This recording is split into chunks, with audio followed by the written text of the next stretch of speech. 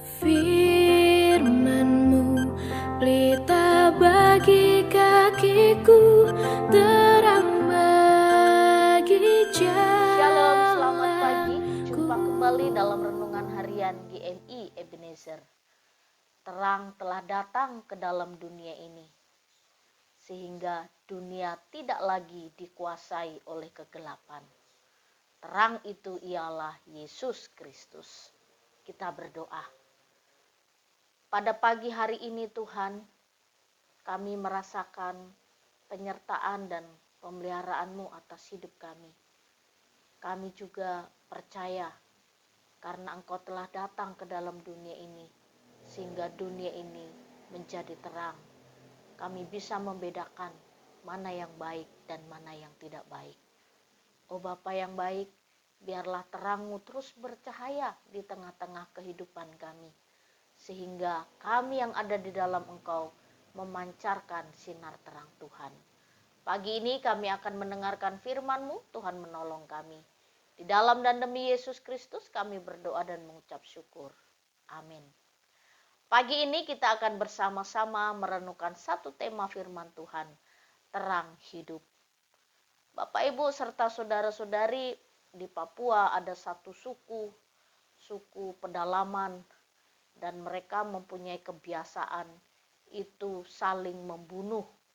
Dan juga beberapa puluh tahun yang lalu mereka juga memakan daging manusia. Ketika mereka melawan suku-suku yang lain dan untuk mempertahankan sukunya sendiri, maka mereka harus berperang. Dan dalam peperangan itu mereka harus saling balas dendam. Dan balas dendam ini turun-temurun dari generasi ke generasi. Pemahaman mereka harus membalas dendam kepada musuh-musuh mereka. Lalu pada suatu hari datanglah seorang misionaris dari Amerika. Mereka tinggal di satu suku itu. Akhirnya satu suku itu menerima Yesus Kristus sebagai Tuhan dan Juru Selamat mereka. Dan Injil diberitakan. Ketika mereka mendengar pengajaran tentang Yesus Kristus, bahwa Yesus mengajarkan hidup untuk saling mengasihi.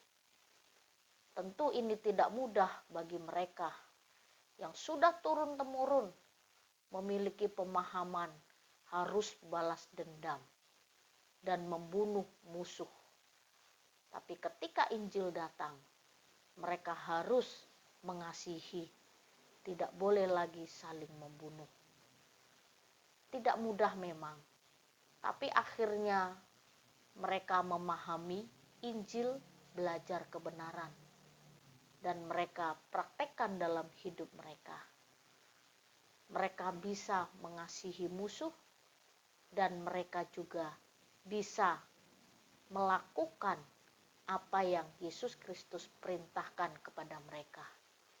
Sang misionaris terus mengajarkan berita Injil, berita keselamatan, bahwa terang telah datang ke dalam dunia ini. Dan orang-orang yang di dalam Kristus telah hidup dalam terang Tuhan. Tidak ada lagi dendam, kemarahan, dan kebencian. Tetapi di atas semuanya itu harus didasarkan oleh kasih Kristus.